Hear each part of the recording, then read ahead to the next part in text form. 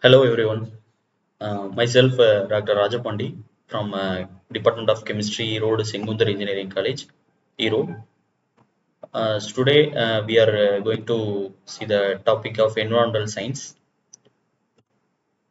So first we know the meaning of environment. So the environment means surroundings. So the word comes from French. So each and everything around us called as a environment. So the every organism surrounded by the materials and forces which constitutes the environment. So it must derive its needs. So environment creates favorable conditions for the existence and the development of living organisms. Then the survival of the animal or plant or human being or anything or microbials or bacteria or any living organisms, they requires a supplying materials of and removal of waste products from its environment. Then the degradation of the environment has become serious problem for pollution of soil, water, air. It leads to loss of the valuable natural resources. So the how, for example, the how eats a plant for its survival of the fittest. So the plant requires the nourishment from the soil. So the nourishment is provided by nitrogenous matter excreted by animal or by the dead bodies of the other plants and animals of the living beings. So the definition, the definition of environment is nothing but the sum of total of all living and non-living things around us influencing one another. So that is environment. We study about the environmental science. So the environmental science, which means the study of the environment, it's biotic and abiotic. Biotic means biological living things, and abiotic means non-biological materials. So the components and their interrelationship between the biotic or abiotic materials called as environmental science. So the environmental engineering.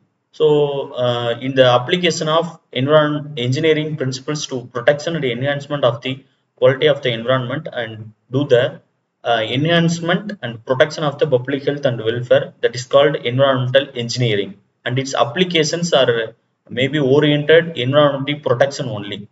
Then environmental studies and environmental education, which means the studies about the process of educating the people to preserve the quality environment and protect the environment.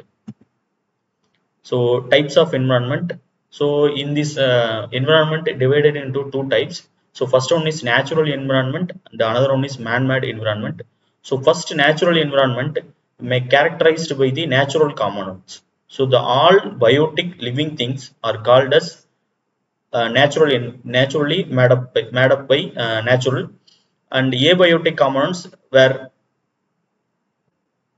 the all biotic and abiotic components are created through a natural process only. The creation of these biotic and abiotic components do not require any human supports. For example, soil, water, air, trees, and radiations, noises, and pollutions. These are called as natural environment. Then second one is man-made environment. So in this, man is the most powerful environment agent. So they are modifying the environmental culture. So according to this needs, the great extent, the man-made environment is created by man only. So for example, house, road, schools, railway lines, parks, tower, park also. So these are the man-made environments. So what are the scopes of environmental studies?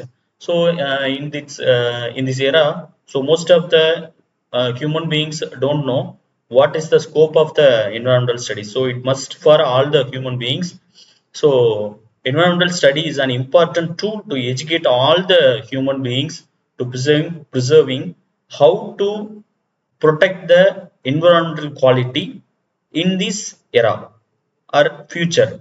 So the main scope of the environmental studies include to get a awareness to the people and related problems, to motivate the active participation in environmental protection and improvement, and the developmental skills are identifying and solving environmental problems, to know about the necessity of the conservation of natural resources, and evaluate environmental programs in terms of social, economic, ecological, and aesthetic factors. So then importance of environmental studies. So we know that environmental importance in this nowadays, air we breathe, water we drink, food we consume, and the land we live. So all contaminated by industrial activities. So there is no zero pollution by industry. So, because of the lack of self discipline and not worrying about our future generations, the valuable resources are polluted. So, it's only by man made. So, to dissolve above the problems, to knowledge of environmental studies is more important. By environmental studies, the people will understand the concept of need of environmental without destruction of the environment. So through the environmental studies, people can gain the knowledge of different types of environment and the effects of different environmental hazards. The environmental studies inform the people about their effective role in protecting the environment by demanding changes in laws and enforcement systems. So, environmental studies have a direct relations to the quality of life we live. The environmental studies to develop a concern and respect for the environment. So then risk and hazardous in the environment. So hazardous substances that can hurt you or make you illness. So it is expressed in degree. So degree of hazard is the function of risk, exposure, vulnerability, and responses. So hazard is equal to F. So the risk, exposure, vulnerability, and responses are included in this unit. So there is risk. Risk is the frequency of events causing losses. Then types of hazardous. So in these types of hazardous are divided into three types. So first one is physical hazards, chemical hazards, and biological hazards. So in these biological hazards may called as biohazards. So in this era, most of the countries are quietly, silently, they are do the war against opposite nations. So that is biological war. So physical hazards are the substances or activities that threaten your our physical safety.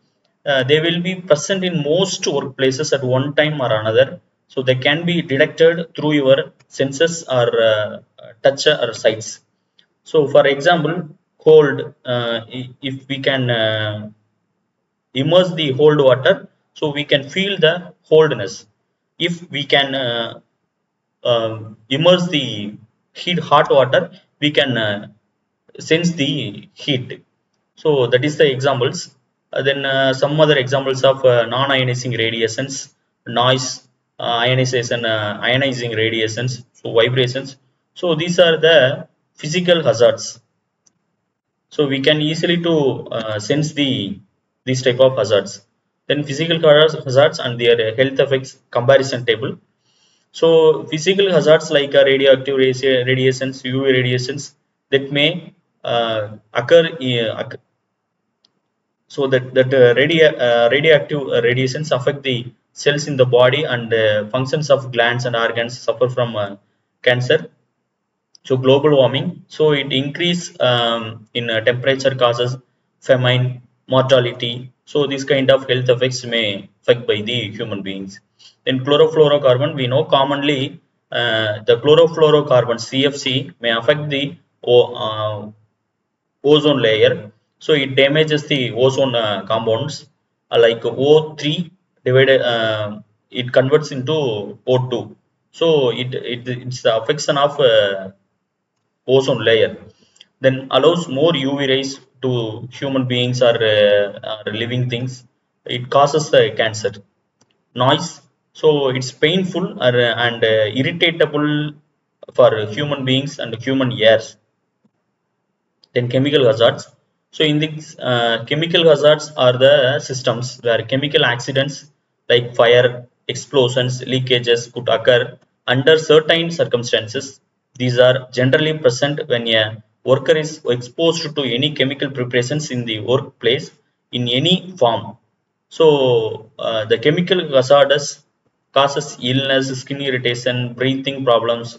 So this kind of hazardous issues were developing by chemical hazards. A large number of chemicals are introduced in the environment, that is anthropogenic, by anthropogenic activities like human activities. That is means anthropogenic means human activities. So, for example, liquids like cleaning products, paints, acids, solvents. So it irritates the nose. So some wheezing trouble, problematic human beings are feel that kind of smells. So it may causes the some other physical illnesses. Vapors and fumes that come from welding or exposure to solvents. Then gases like acetylene, propane, carbon monoxide. Then flammable materials like gasoline materials, solvents, and explosive chemical materials.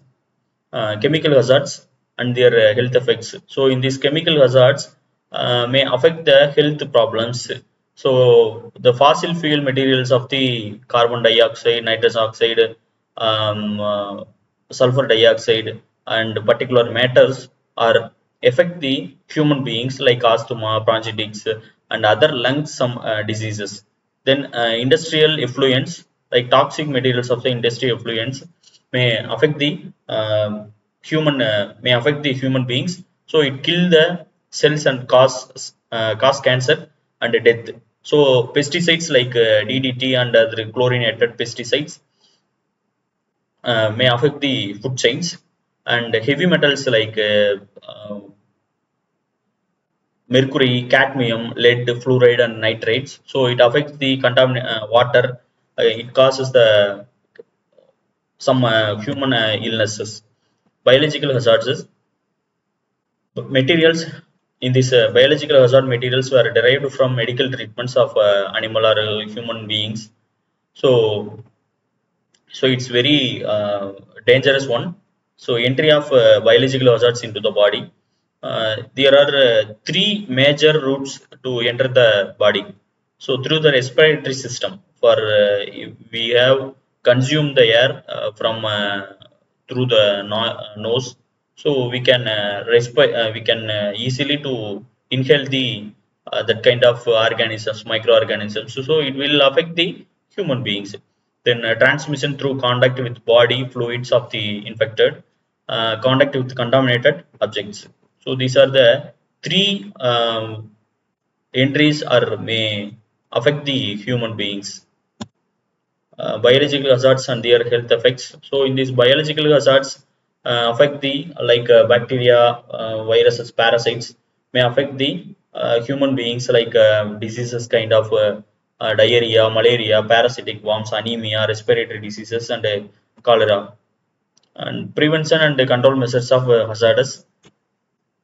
So in this prevention activity and control measures activity, it's not easy for the social activities. So some few examples are there. So the ventilation of the places should be improved. Use of UV lamp and air conditioning systems. Use of personal protective equipments like mask, gloves, protective clothes, and e-shield. The elimination of the sources of contamination of biological hazards. So, thank you so much for my dear students for listening this topic. Thank you.